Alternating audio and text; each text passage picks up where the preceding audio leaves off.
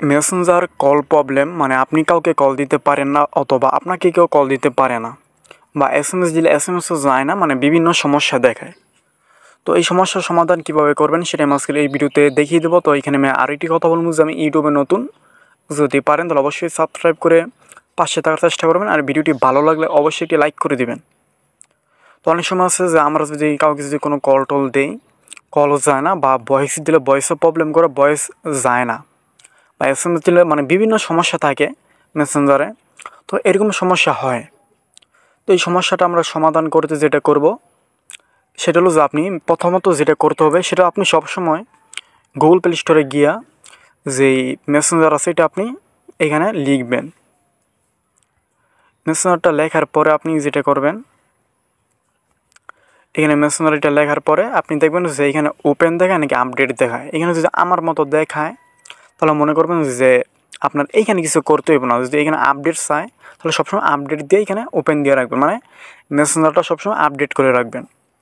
এরপরে আপনার যে সমস্যাটা, কল সমস্যা অথবা ভয়েস সমস্যা, বিভিন্ন সমস্যাটা যা আছে, তো এটি কীভাবে সমাধান করবেন এটার তো আপনার প্রথমত যেটা করতে হবে সেটা হলো যে মেসেঞ্জারে আসার পর আপনি এই উপরে একটা 3 ডট অপশন পাইবেন, আপনি এখানে ট্যাপ করে দিবেন।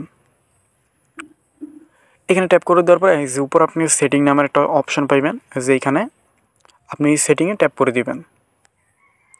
তো মেসেঞ্জার কল প্রবলেম বা বিভিন্ন সমস্যা থাকে মেসেঞ্জারে, এমন সমস্যা হয় সবাইরই।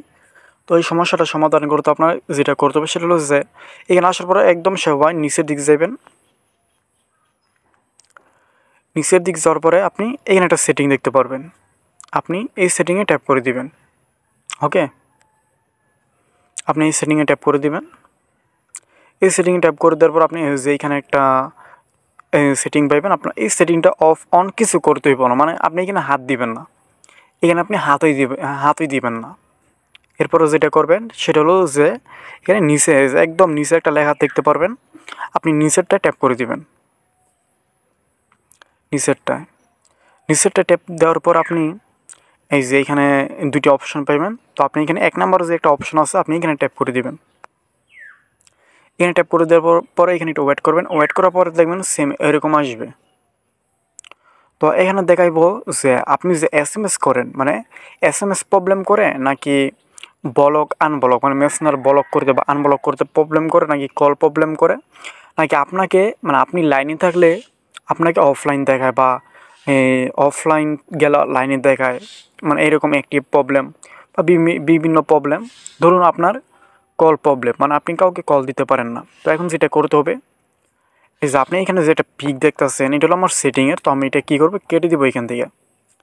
তো আপনার যদি মেসেঞ্জার কল প্রবলেম হয়, তো আপনি এটা স্ক্রিনশট নিয়ে রাখবেন, মানে যখন একটু প্রবলেম করবে তখন একটা লেখা থাকবে কলের যে এই সমস্যাটা, স্ক্রিনশট নেবেন অথবা স্ক্রিন ভিডিও করে রাখবেন। এরপর কী করবেন, এই যে এখানে চলে যাবেন, এখানে গিয়ে আপনি ধরেন এই পিকটা আপনি দিয়ে দিবেন। এখানে মানে স্ক্রিনশট নিয়ে রাখলে আপনি ওই পিকটা এখানে দিয়ে দিবেন। ঠিক আছে, এই যে আমি একটা পিক দিয়ে দিলাম। আপনার যে প্রবলেমটা ওইটার স্ক্রিনশট নিয়ে আপনি এই যে এখানে দিয়ে দিবেন। আর যদি অনেক সমস্যা থাকে তাহলে আপনি কী করবেন, ভিডিও করবেন, ভিডিও করে আবার এই যে এখানে ভিডিওটা দিতে পারেন। এরপর ধরুন আপনার কল প্রবলেম, এরপরে কী করবেন, এখানে পিকটা দেওয়ার পরে এই যে এখানে কল লেখা থাকবে, কল, আপনি এই কলের উপর ট্যাপ করে দিবেন। ওকে, যে এখানে কলের উপর ট্যাপ করে দিবেন। এরপরে এই যে আপনি এখানে বলবে যে লিখতে আপনার কী প্রবলেম, এরপর আপনি লিখে দিবেন যে মেসেঞ্জার কল প্রবলেম অথবা মেসেঞ্জার কলিং প্রবলেম, এই যে এইভাবে লিখে দিবেন। যেভাবে মেসেঞ্জার কল প্রবলেম আমি লিখে দিলাম, এইভাবে লিখে দেবো। Okay, as a messenger call problem, মানে আমি কাউকে কল দিতে পারি না। এরপর ওর একটা স্যাক দিবে, তারপরে কী করবো শেষে এই যে এইখানে ট্যাপ করে দিব।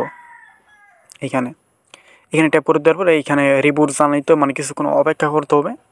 এরপর আপনি এখানে কিছু করতে হইব না। এরপর আপনার মেসেঞ্জার যে ফেসবুক ইয়ার আছে ওরা স্যাক দিব, দেওয়ার পরে দেখবো যে কী প্রবলেম, এরপর এটা সমাধান করে দিবে। তো ঠিক এইভাবে আপনি মেসেঞ্জারে যে কোনো সমস্যা সমাধান করতে পারেন। তো ভিডিওটি কেমন লাগলো অবশ্যই কমেন্টে জানিয়ে দেবেন। আর এই যে এইভাবে কিছুক্ষণ ঘুরতে থাকবে, এরপর আপনাকে অটোমেটিক এখান থেকে বাইর করে দিব। ঠিক আছে।